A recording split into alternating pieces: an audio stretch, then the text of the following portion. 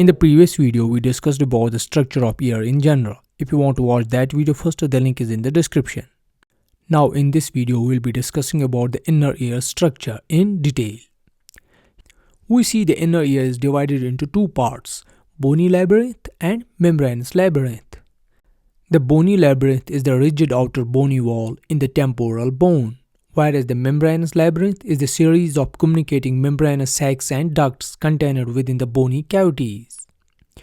Here in this diagram we can see the cross section of these structures, showing outer layers as bony labyrinth and inner as membranous labyrinth, and in between these structures we have a fluid called perilymph, whereas in the center we have a fluid called endolymph.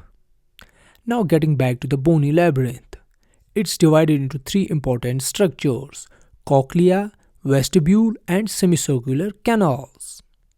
Whereas the membranous labyrinth is divided into otolith organs, semicircular ducts, cochlear duct and endolymphatic duct and sacs. The otolith organs are further divided into utricle and saccule.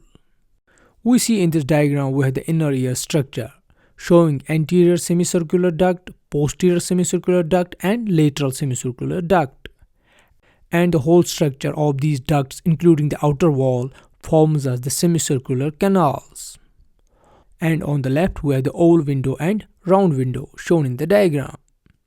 We see the middle portion forms as the vestibule, which has utricle and saccule, whereas the lower part forms as the cochlea, having structures like cochlear duct and tympanic duct. Now let's discuss these structures in detail, starting with cochlea first. Here in this diagram we have the cross section of cochlea, showing scala vestibule, scala media and scala tympani. And if we see it zoomed in diagram, we have the structure like this. The scala vestibule has vestibular duct. It joins oval window. It's closed by stapes footplate. It contains perilymph. Second is the scala media, which is endolymph filled and contains organ of Corti, shown in the diagram. Third one is scala tympani, which is a duct that terminates at the round window.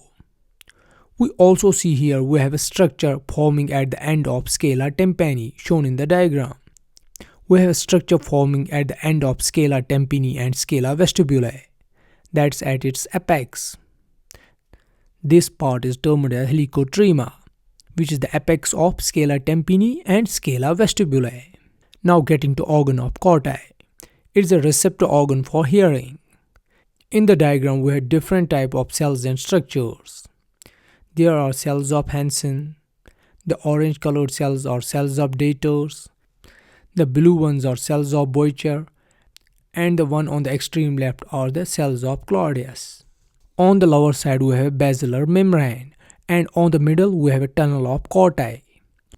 We also have some hair cells. The cells on right in yellow is the inner hair cell, whereas the cells in the middle are outer hair cells. Both type of hair cells interact with tectorial membrane, which is shown in the diagram. Now getting to another structure, that's vestibule, which is central part of bony labyrinth. It has two recesses, spherical recesses and elliptical recesses. The spherical recesses has saccule, whereas the elliptical recesses has utricle.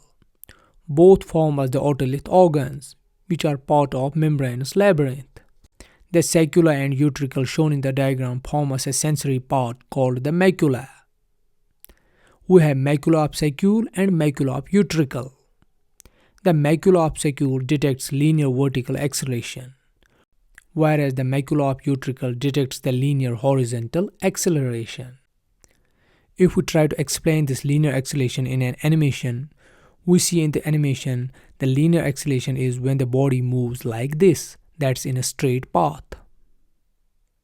And it must be noted here both organs can also detect or sense gravity. And finally we have the semicircular canals, which leads into ducts, then ducts into dilated sac, which form as the membranous ampulla. The membranous ampulla bears a structure called crista ampullaris, having capilla and hair cells. And we see the sensory organ, that's crista ampullaris, detects angular acceleration and dynamic equilibrium. The angular acceleration determines here when the body moves and changes axes, like for example body moves and spins, or we can say simply it rotates. So this type of motion is detected by cochlea ampullaris. So this is what inner ear structure is, and it is different types of cells. I hope you like the video. If you like it, give it a thumbs up. Do consider supporting my work on Patreon or YouTube, and make sure to subscribe this channel. Thanks.